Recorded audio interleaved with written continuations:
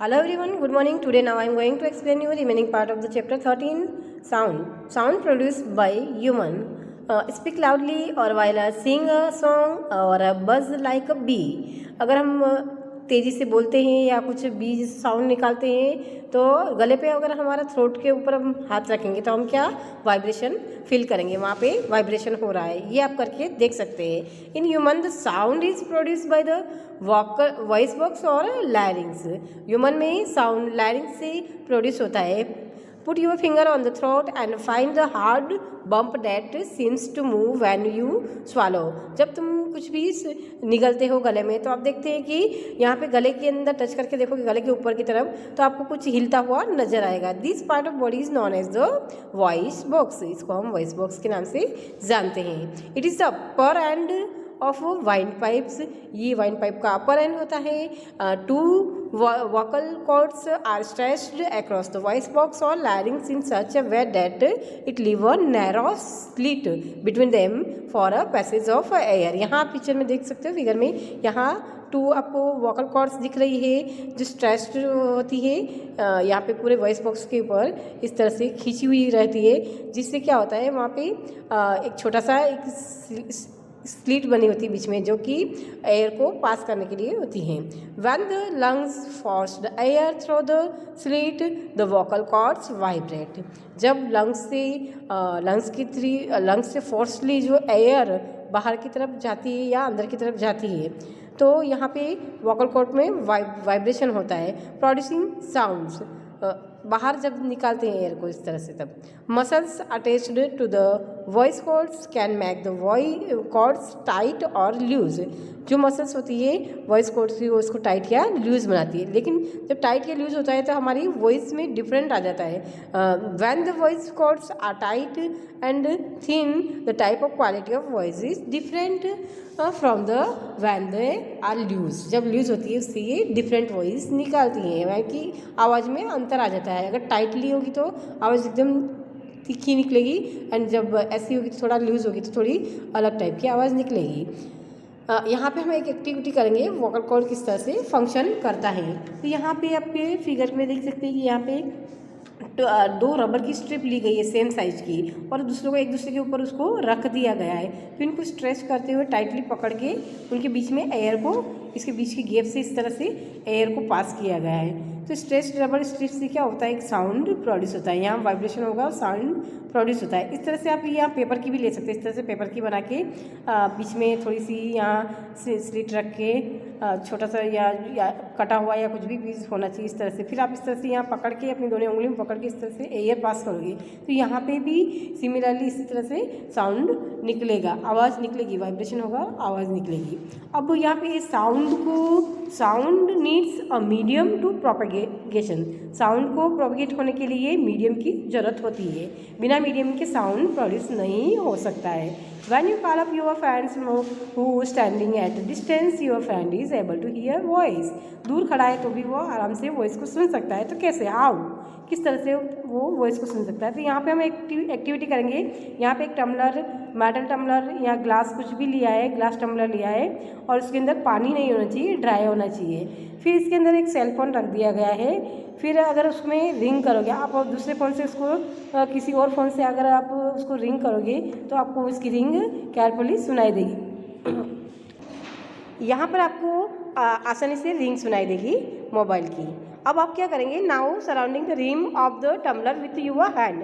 अब यहाँ आप टम्बलर की रिम को आपके हैंड से रिम को आप सराउंडेड करोगे और इसको माउथ को इस तरह से टम्बलर की रिम को सराउंड करके माउथ के ऊपर इस तरह से फिट करोगे आप ग्लास टम्बलर को। The opening between your hand indicate to your friends to give a ring। अब यह क्या करोगे, मुंह के ऊपर ऐसे टाइटली मुंह पे लगा दोगे और अब आप उसको फ्रेंड्स को रिंग करने को बोलेंगे तो आपको रिंग सुनाई देगी। लेकिन कुछ listen to ring while sucking air from tumbler. अब यहाँ पे शक करोगे एयर तो क्या आपको रिंग सुनाई देती है, सुनाई तो देगी लेकिन बहुत ही फैंटर, यहाँ की मतलब बहुत ही स्लो, एकदम कम आवाज़ में सुनाई देगी। लेकिन जब आप remove the tumblers from your mouth, उसको हटा दोगे तो वापस आपको अगेन लाउड आवाज़ में आपको रिंग सुनाई देगी।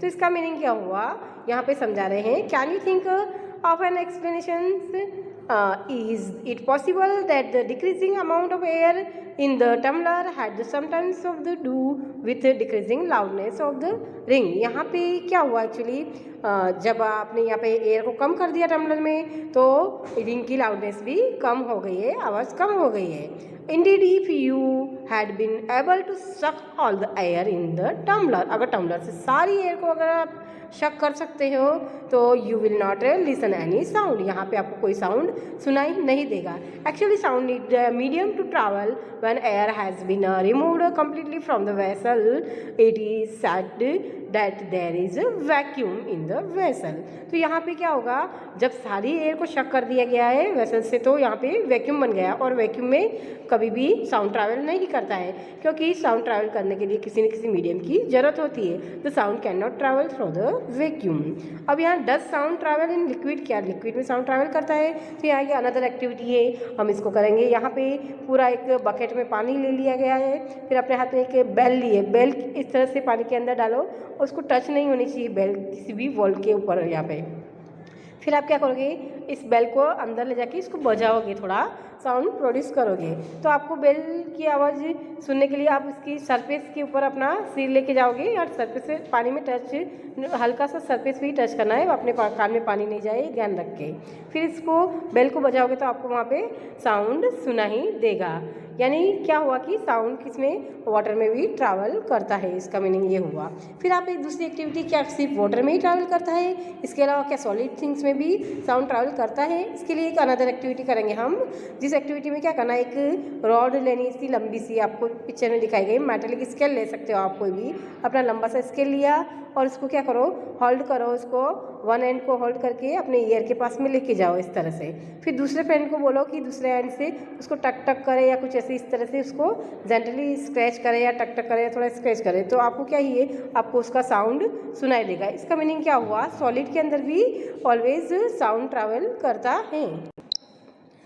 You can also perform the above activities by the placing of your ear at the end of the long wooden और मेटेलिक टेबल। यहाँ इस तरह से इस एक्टिविटी को इस तरह से भी कर सकते हैं। यहाँ टेबल या कोई भी मेटेलिक टेबल या वुडन टेबल ले सकते हैं और उस पर एक फ्रेंड को दूसरी तरफ एक एंड पे इसको इस तरह से सिर रखने को बोलेंगे और दूसरी तरफ आप स्क्रैच करेंगे तो इस फ्रेंड को आपकी स्क्रैचिंग की आवाज़ सुनाई देगी। इट मीन्स इसका मीनिंग क्या हुआ, मेटल में है या वुड में है, इसमें भी साउंड ट्रैवल करता है। We find that the sound can travel through the wood और metals. In fact sound can travel through any solids. You can perform the interesting activities to show that sound can also travel through the string। यहाँ पे एक activity कर सकते हो जो बचपन में आप छोटे थे तब आप करते ही थे। इस तरह से दो ग्लास लेके यहाँ पे एक गिठान मार के अंदर की तरफ छेद करके अंदर से धागा डाल के वहाँ गिठान मार के फिर दूसरी तरफ ले जाके अंदर की तरफ या गिठान मार के इस तरह से बनाते थे आप। इस तरह का एक अपैरेटस बना के फिर आप क्या करते, एक फ्रेंड को बोलते कि एक फ्रेंड के कान पे रखे, कान पे रखा और दूसरे को बोलते कि तो आवाज़ कर। तो इस तरह से यहाँ तक आपको साउंड सुनाई देता था। तो इसका मतलब क्या हुआ, स्ट्रिंग से भी साउंड ट्रैवल करता है। We have learn so far that the vibrating objects produce sound and it is carried in all direction in the mediums.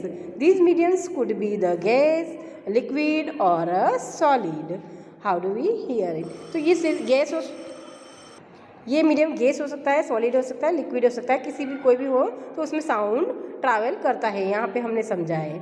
अब नेक्स्ट हमारा टॉपिक है we hear sound through our ear. हम हमारे year से sound here करते हैं। तो ये भी एक्टिविटी के थ्रू मैं आपको अगले लेसन में समझाऊंगी। आज के लिए इतना ही। Have a nice day, good bye.